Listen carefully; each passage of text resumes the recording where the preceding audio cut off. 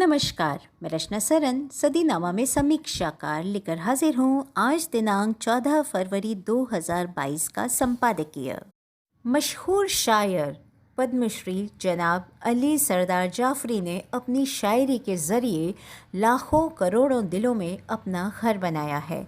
ज़िस्त के तकरीबन हर पहलू पर आपकी कलम चली है, फिर वो चाहे मरसिया हो या आज़ादी की लड़ाई की बात, इश्क मोहब्बत के तजुर्बे हों या फिर जीवन का फ़लसफ़ा।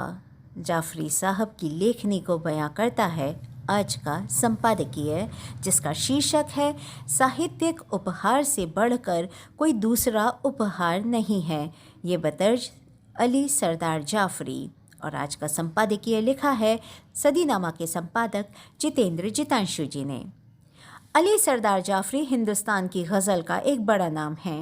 उन पर कई साल पहले एक पुस्तिका प्रकाशित हुई थी, नाम था एक ख्वाब और। इस पुस्तिका को पलटते हुए यही महसूस हुआ कि साहित्यिक उपहार को देने का सुख कितना बड़ा है। सच ही है कि साहित्यिक उपहार से बढ़कर कोई दूसरा उपहार नहीं है।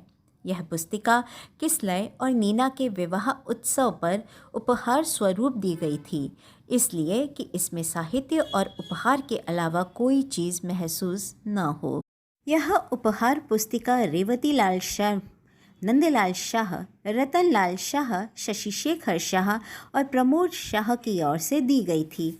इस उपहार के हवाले से मैं साझा करना चाहूँगा कि अल्लामा इक़बाल को उर्दू भाषा का ही नहीं बल्कि सभी भारतीय भाषाओं का पहला प्रगतिशील कवि मान लेने में कोई एतराज़ नहीं होना चाहिए।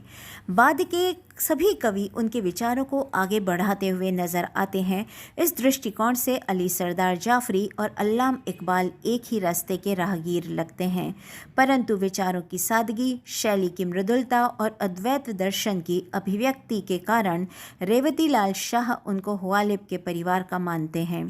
गालिब ने इन विचारों की गज़लों के माध्यम से उस उत्कर्ष तक गज़ल को पहुंचाया कि सौंदर्य बोध, प्रज्ञानुभूति जागृत हो सके।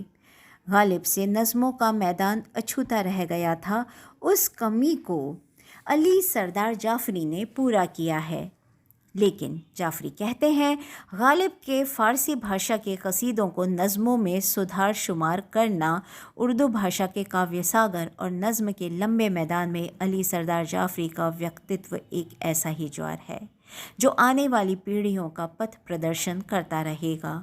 अली सरदार जाफरी जीवन को लंबी श्रृंखला की कड़ी मानते हैं।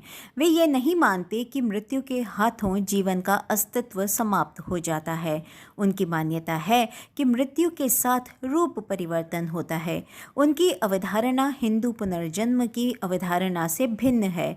उनकी मान्यता सूफीवाद के समीप ठहरती है। एक नज़्म में वे कहते हैं, लेकिन मैं यहाँ फिर आऊँगा, लेकिन मैं यहाँ फिर आऊँगा, बच्चों के दहन से बोलूँगा, चिड़ियों की ज़बां से गाऊँगा, धरती की सुनहरी सब नदियाँ, आकाश की नीली झीलें हस्ती से मेरी भर जाएंगी, लेकिन मैं यहाँ आऊँगा।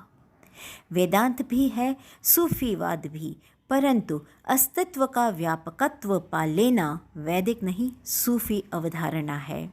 पुस्तक की भूमिका और गज़लें होना महत्वपूर्ण है। आमीन। जितेंद्र जितांशु, 14 फरवरी 2022। तो दोस्तों, ये था आज का संपादकीय। कल फिर एक नए विषय पर नए संपादकीय के साथ उपस्थित होंगे। तब तक के लिए नमस्कार।